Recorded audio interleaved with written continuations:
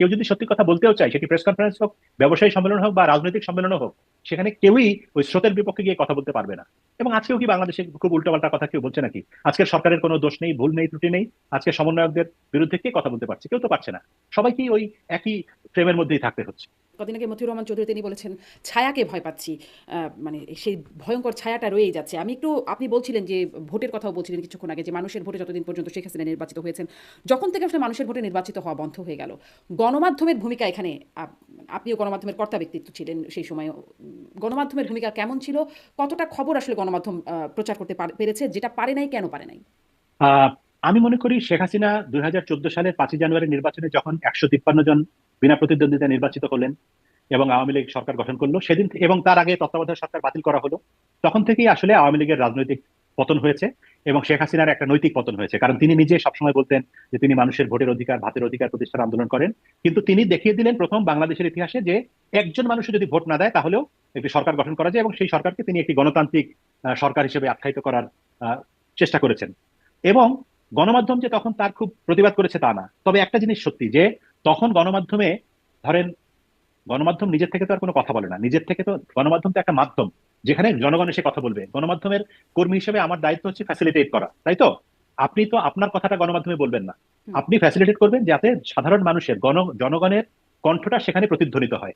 সেই জায়গায় আমি মনে করি যে আপনি যদি শতকরা হিসাব বলতে বলেন, আমি মনে করি 70-80 ভাগ সফল গণমাধ্যম। কারণ তখন বিএনপি বা অন্য বিরোধী দল যারা ছিল তারা কিন্তু প্রত্যেকে তাদের কথা বলতে পেরেছেন। আমি নিজে শত শত টকশো করেছি এবং কি বলেননি তারা!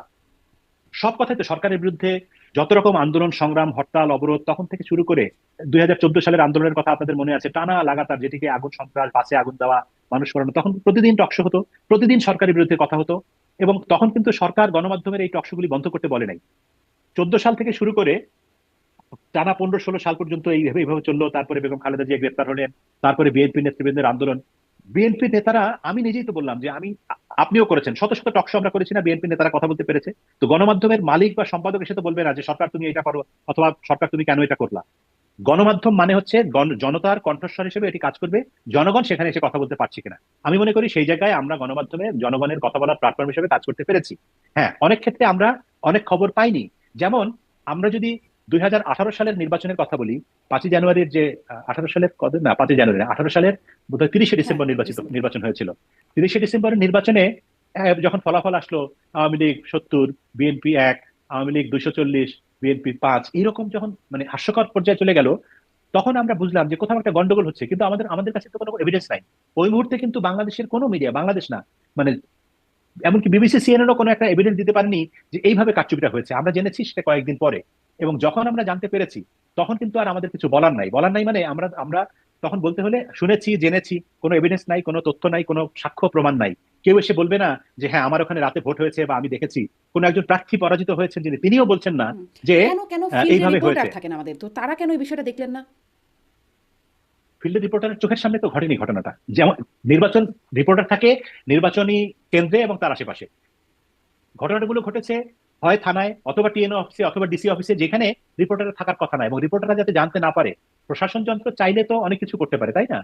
যখন সরকার, সরকারি দল এবং প্রশাসন একসঙ্গে কাজ করে, সাংবাদিকদের চোখে ধুলা দিতে চেষ্টা করে, তখন তো অনেক ক্ষেত্রে তারা পারে এবং সেটি তারা সাফল্যজনকভাবে পেরেছে। আজকে যারা যতই বড় বড় কথা বলুন, তারা কেন সেদিন 18 তারিখের ওই যে 18 নির্বাচনের পরের দিনই বা ওই রাতেই, নির্বাচন চলাকালীন সময়ই কেন দেখালেন না যে এই যে অমুক জায়গায় রাতে ভোট, ব্যালট বাক্স ভরে রাখা হয়েছে? সেরকম কোনো প্রমাণ তো আমরা পাইনি। হ্যাঁ, এটি অবশ্যই আমাদের সাংবাদিকতার দুর্বলতা। আমাদের সাংবাদিকতা এখনো পর্যন্ত অতটা প্রফেশনাল হয়নি যে আমরা অনেক বেশি অনুসন্ধান করে সরকারের ভিতরের অনেক গোপন তথ্য বের করতে পারবো। সেই জায়গায় তো দুর্বলতা আছে। আপনি বলবেন সাংবাদিকদের ব্যর্থতা, কিন্তু সাংবাদিকদের কোনো যোগ সাজশ ছিল কি, মানে সেই নির্বাচনটাকে স্বচ্ছ দেখানোর পক্ষে? না, আমার জানা মতে সেরকম, আমার জানা মতে না। আমি তো আসলে শুধুমাত্র আমি না, আমি তো বাংলাদেশের টেলিভিশন ইন্ডাস্ট্রির মোটামুটি যারা কাজ করেন মূল জায়গাগুলিতে, প্রত্যেকের সঙ্গেই আমার কম বেশি যোগাযোগ আছে। আমরা প্রত্যেকেই পরবর্তীকালে অতিরিক্ত রকম বিস্মিত হয়েছে যে আমরা কেউই কিছু জানলাম না। তো এটি সাংবাদিকদের যোগ সাজসের কোনো কারণ নেই, কারণ হুম। সাংবাদিক, সরকারকে ক্ষমতায় থাকার জন্য বা ক্ষমতায় আসার জন্য সাংবাদিকদের দরকার হয় না। বাস্তবতা হচ্ছে এরকম যে যদি গণতান্ত্রিক ভাবে নির্বাচনের দরকার হয় তখন সাংবাদিকদের দরকার হয়। কিন্তু শেখ হাসিনার সরকার যে পরবর্তী মানে 2014, 18 এবং 24 তিনটি নির্বাচন তো তিনি জনগণের ভোটের আশায় থাকেননি। তিনি তার প্রশাসন, পুলিশ এবং তার দলের নেতাকর্মীদের উপরে ডিপেন্ড করেছেন। তার সাংবাদিকদের না হলেও চলতো, সাংবাদিকরা যে ভূমিকা রেখেছে এই ভূমিকা বাদ দিলেও তিনি ক্ষমতায় থাকতেন।